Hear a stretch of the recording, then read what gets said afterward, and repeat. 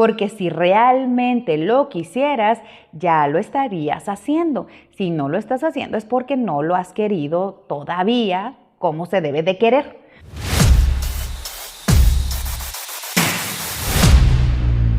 Bienvenidos a un relato hipnótico más de este capítulo de Milton Erickson, esta sección que a muchos de ustedes les encanta, todo el tema de la hipnosis. Y bueno, sobre todo a mí también me encanta porque muy comúnmente cuando me escriben personas preguntándome por temas de hipnosis, muchas veces como que tienen más interés por el tema de la hipnosis, por esta hipnosis, así como que como hipnosis mágica, como hipnosis así milagrosa. Pero les voy a decir una cosa, si ustedes leyeran a Milton Erickson, que es el padre de la hipnosis, si conocieran sus metodologías, se darían cuenta que la hipnosis es pues muchísimo más profundo, o sea, y manejaba procesos, analogías prácticamente invisibles, tenía una sabiduría para introducir procesos, para despertar recursos en las personas. Y bueno, Milton Erickson, se los he comentado en muchos otros videos anteriores, tenía esta capacidad, seguía este principio en el que él decía que todas las personas ya tenemos todo lo que necesitamos adentro de nosotros para hacer los cambios que requerimos, pero el tema es que nosotros somos de estructuras demasiado rígidas. No significa que no seamos capaces de hacer o lograr X o tal cosa, no significa que tengamos o no tengamos la manera de hacerlo, sino simple y sencillamente que nuestras estructuras o nuestra programación es a veces tan rígida que eso es lo que nos limita. Entonces, mucha de la hipnosis de Milton Erickson llevaba justamente a desafiar la estructura interna, la estructura que ya tenemos programada, a crear, a despertar esas opciones, a guiar hacia el camino inconsciente, hacia las soluciones. Porque él decía, es como un laberinto, la solución está ahí, pero nosotros nos enfrascamos en tantos juicios, en tantas creencias, en tantas suposiciones, en tantos significados que le damos a la experiencia, inclusive en cosas que tal vez sí pasaron, tal vez que no pasaron, etcétera. Entonces, Milton tenía justamente esa habilidad de guiar a las personas inconscientemente hacia el logro de resultados. Así que bueno, el día de hoy prepárense porque ya saben que estos relatos de Milton Erickson son a veces un poquito extensos, ¿verdad? Y vamos a hacer una lectura de algunos de los casos de Milton Erickson y les voy a ir poniendo algunas pautas importantes en las que podemos poner atención porque probablemente podemos encontrar ahí mucha información de lo que Milton Erickson hacía. A mí en lo personal me gusta mucho la parte del modelado, más allá de saber qué es lo que la gente hace, es importante encontrar cómo es que lo hace. Ese es el espíritu del modelado. De hecho, la programación neurolingüística nace del espíritu del modelado. John Grinder, Richard Bandler modelaban a Virginia Satir, a Milton Erickson, a Fritz Perls. Entonces, me gustaría muchísimo que durante este relato, más que irnos hacia el contexto, porque realmente el contexto lo elijo al azar, sí me interesa mucho porque trae algunas pautas, pero sobre todo quiero que me acompañes a sentir el proceso, a escuchar el proceso, las palabras clave que no se dicen. Yo quiero saber eso que no se dice, porque creo que ahí es donde está el secreto. Y bueno, vamos a avanzar y vamos a hablar en esta ocasión de limitaciones, creencias autoimpuestas y vamos también a presentar un caso que me encantó muchísimo, que habla acerca justamente de la construcción de aptitudes. Que yo, por ejemplo, en el caso mío, este ejemplo me es de mucha utilidad porque yo trabajo con personas en ventas, trabajo con personas dentro de las empresas, con coaching de negocios, coaching con emprendedores, coaching corporativo, en mis cursos. Y este tipo de relatos o de enseñanzas me son a mí de mucha utilidad. Entonces, realmente lo que vamos a hacer es voy a estudiar y tú vas a estudiar conmigo, ¿te parece? Muy bien, prepárate, relájate, disfruta el relato también, disfruta la lectura, tómate tu cafecito, yo no me traje el mío, pero tómate tu cafecito y disfruta, ¿vale? Entonces, bueno, vamos a hablar acerca de las limitaciones y creencias autoimpuestas. Erickson pensaba que los pacientes tienen problemas porque actúan y piensan siguiendo pautas rígidas. Una de sus metas terapéuticas consistía en quebrantar las creencias rígidas acerca de los problemas. Creía que las personas se autolimitaban innecesariamente. ¿Ven? Es lo que les digo. Escuchen bien. Él utilizaba, por ejemplo, la confusión. Tal como ya lo hemos examinado, era una de las principales herramientas empleadas para eludir e interferir en las creencias autolimitantes de pacientes y sujetos. Entonces, fíjense muy bien qué importante, porque una de las cosas que Milton Erickson solía hacer dentro de la hipnosis, más allá de, porque mucha gente tiene la idea de que la hipnosis es ya, duérmete, vas a hacer esto, vamos a matar al santo, vamos a matar al santo. No, así como en la película. Es una película mexicana, para quienes no sean de México, pues es una película de luchadores contra las momias. Entonces, las momias estaban hipnotizadas y decían, vamos a matar al santo. Entonces, hay personas que confunden la hipnosis y creen que ya te van a decir, a partir de hoy vas a comer ensaladas, sentirás cómo se te antojan las ensaladas, vas a comer verduras. O sea, muchas personas creen que eso es la hipnosis. Que sí, son sugestiones, pueden funcionar, pero aquí el tema es que vamos a la estructura profunda. ¿Cuáles son esas estructuras profundas, rígidas, que le impiden a las personas actuar o generar nuevos comportamientos generativos para su vida, en la salud, en las ventas, en la comunicación, en sus finanzas, en su desempeño, etcétera, ¿no? Entonces, él utilizaba la confusión, utilizaba también el reencuadre, que es otra de las herramientas, y la intervención en la pauta. O sea, a él le gustaba mucho. ¿Qué es reencuadrar? Reencuadrar es poner atención al significado que la persona le da a cierta experiencia y a través de preguntas, o a través de herramientas de reencuadre, que justamente está el reencuadre de Milton Erickson, darle una nueva interpretación. Es como resignificar la interpretación. Porque obviamente muchas de nuestras creencias limitantes vienen de nuestra interpretación de los hechos, no de los hechos en sí. Porque para algunas personas, el que esté nublado y lluvioso puede tener un significado, pero para otras, un significado de, ay, el tráfico que se va a hacer, está triste el día, me siento achicopalada, etcétera, y producen un estado de ánimo estresante, ansioso, depresivo. Pero tal vez hay personas que digan, ay, qué rico, por fin, lluvia, nublado, que esté un poquito más fresco, que llueva para que se riegue la tierra, para que se rieguen las cosechas. Imagínate, para un agricultor, pues obviamente el significado es algo padrísimo, ¿no? Entonces, la intervención en la pauta, si bien fundamentalmente supone intervenir en las pautas de conducta rígida, puede también tener el efecto de cuestionar las limitaciones autoimpuestas. Entonces, el punto principal en el empleo de la hipnosis era eludir las creencias limitantes conscientes. ¿Okay? Y esto, fíjense que es algo que en el coaching a muchos no nos gusta, a muchos clientes no les gusta la intervención. Cuando yo practico la intervención, justamente cuando detecto un patrón de comportamiento o una pauta de comportamiento inconsciente, hago alguna intervención. Y muchos clientes se molestan. ¿Por qué? Porque lo primero que vas a hacer cuando tienes una estructura rígida es vas a querer defender o encontrar el por qué esa estructura rígida te funciona. La defienden como un perro con el hueso. Déjame mi hueso, no me lo quites. Oye, pero ya el hueso ya no funciona. No importa, déjame mi hueso, no me lo quites, ¿no?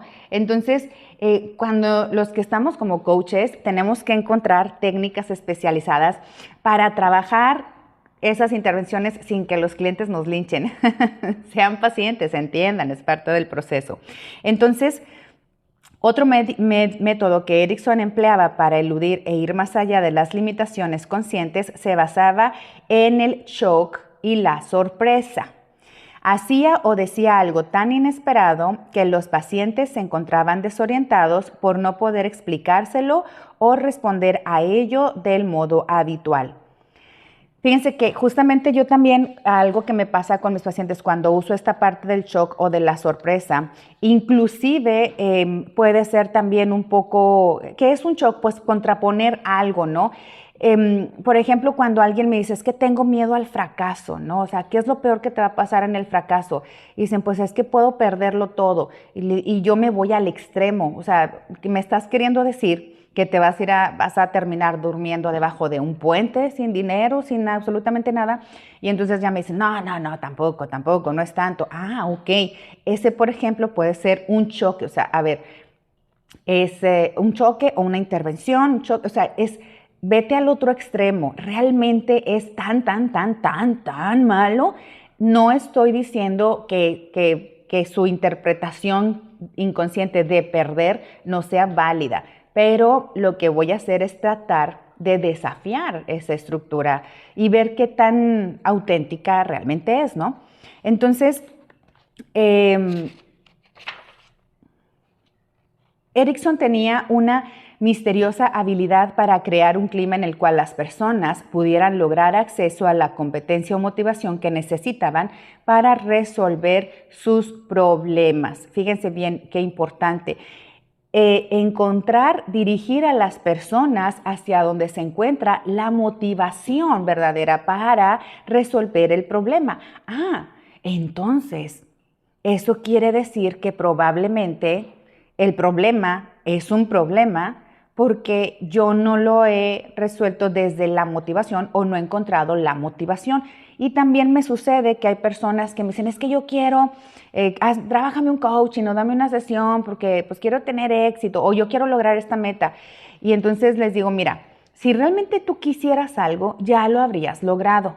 Entonces, el problema no es lograr la meta o que no sepas cómo lograr la meta. Lo que voy a trabajar contigo es que realmente quieras lograr la meta. Yo quiero bajar de peso. A ver, tú ya sabes cómo bajar de peso. Lo que vamos a hacer es que realmente quieras bajar de peso. Es que yo quiero ganar más dinero. Tú sabes cómo ganar dinero. Lo que vamos a hacer es que realmente quieras iniciar ese proceso de ganar más dinero, de que realmente quieras iniciar ese proceso de vender más. Eso es justamente en algo en lo que yo primero comienzo con las personas, que realmente lo quieran. Porque si realmente lo quisieras, ya lo estarías haciendo. Si no lo estás haciendo es porque no lo has querido todavía como se debe de querer. O lo has querido, pero no tanto como se debe de querer realmente querer hacerlo. Eso puede ser un poquito de confusión. Entonces, bueno, Erikson manejaba mucho este enfoque naturalista, guiándose sobre todo de una manera orgánica, como les comento, porque él parecía dar por sentado que los pacientes tenían todos los recursos y experiencias que necesitaban para resolver los problemas que los llevaban a la terapia. ¿Okay? Eso es justamente lo que les comento, ¿no? Sin embargo, a veces evocaba potenciales para construir aptitudes que el paciente no había desarrollado por completo.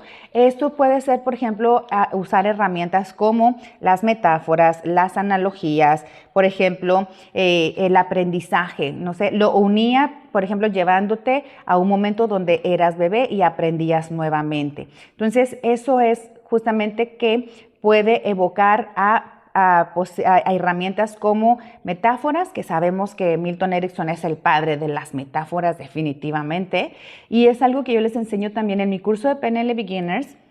Les enseño estas herramientas justamente porque es lo que Milton Erickson utilizaba. Entonces, les voy a dar este relato. Un buen ejemplo de este enfoque es el trabajo de Erikson con una mujer llamada Ma, así como mamá, pero Ma, ¿sí? Que siempre había querido aprender a leer y escribir, pero sin poder nunca superar su bloqueo con respecto a estos objetivos.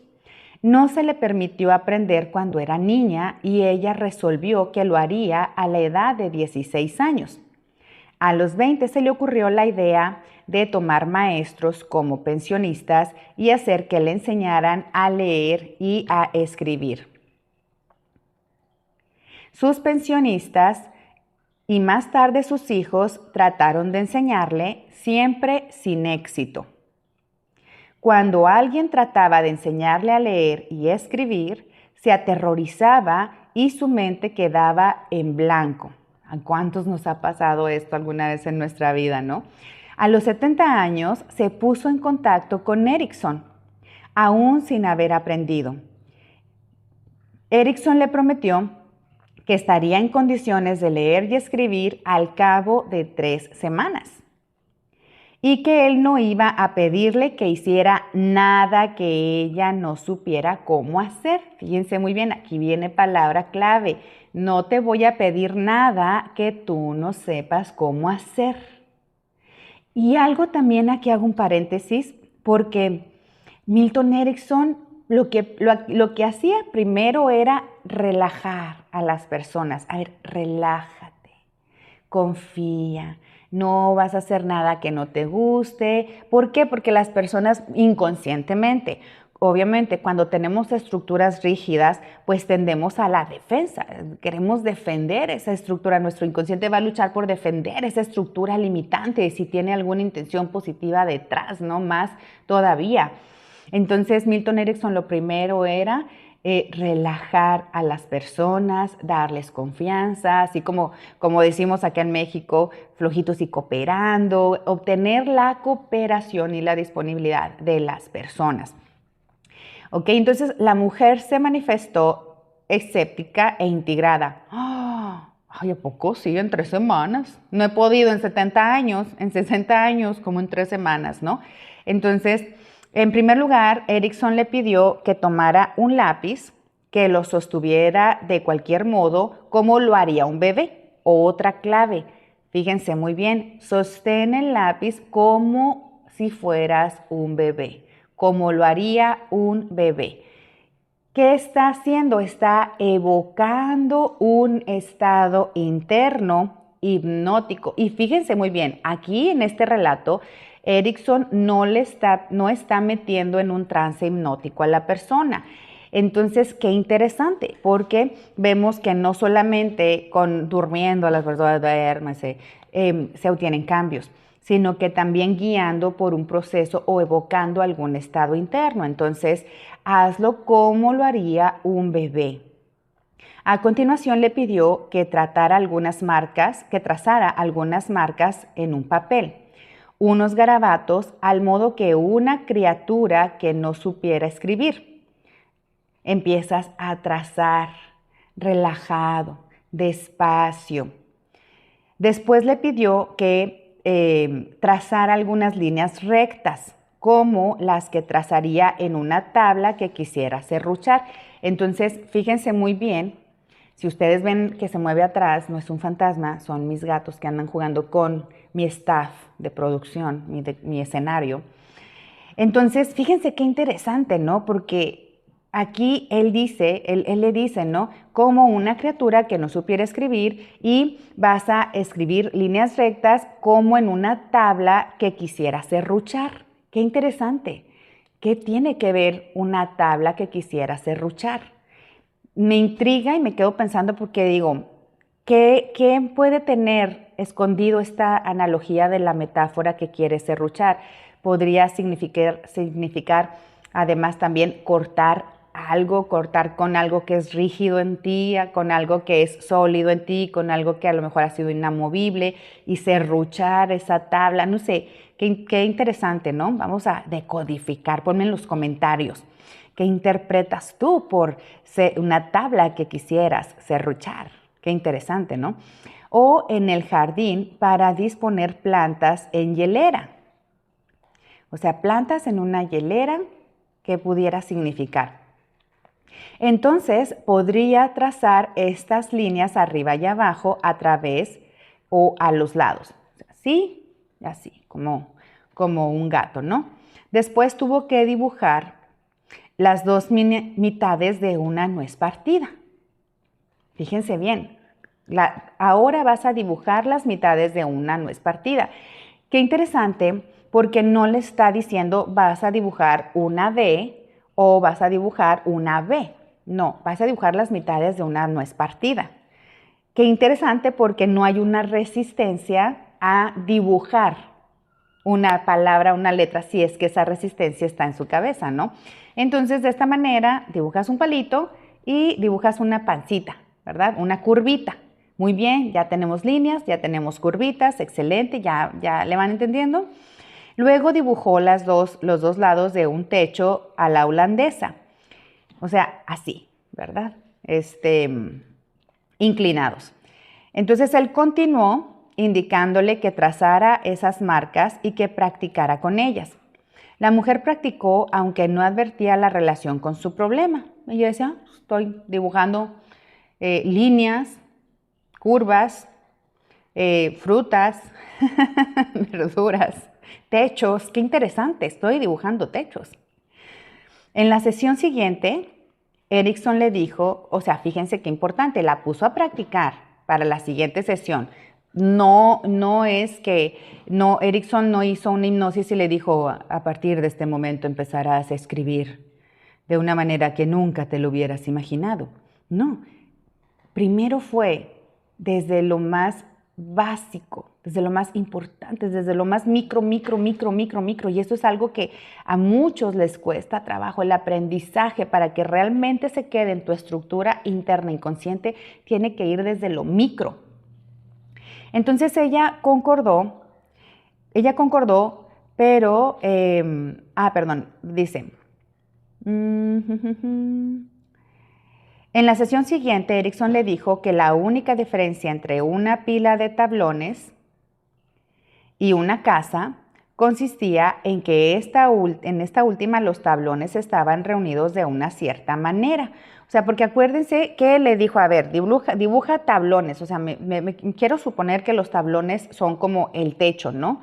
Como el techo de la casa. Entonces, pues tú puedes dibujar muchos techos de la casa, pero la diferencia es que en la segunda están reunidos, entonces ya tienes una casita, ¿no? Ya dibujas dos palitos y unos techitos arriba de esos palitos, entonces eso ya es una casita como la dibuja un bebé, como la dibuja un niño, como dibuja un niño una casita, ¿no?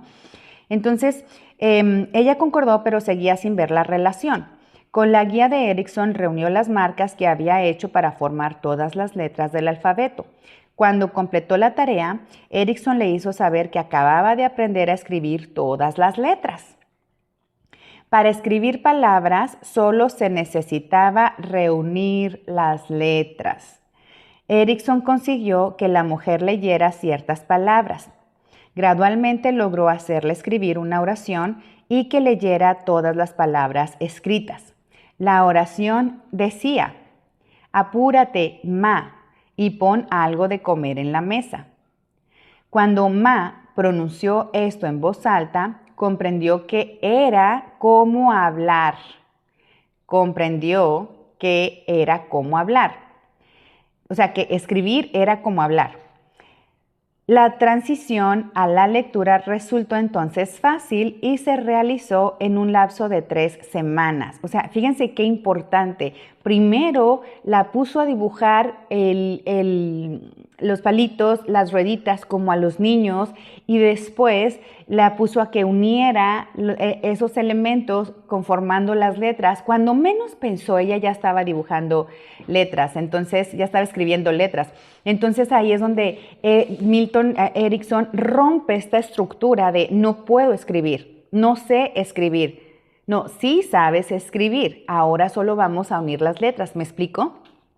Y esto justamente hacía que fuera fácil para las personas, la facilidad, fíjense bien, resultó entonces muy fácil. Eso era lo que hacía Milton Erickson.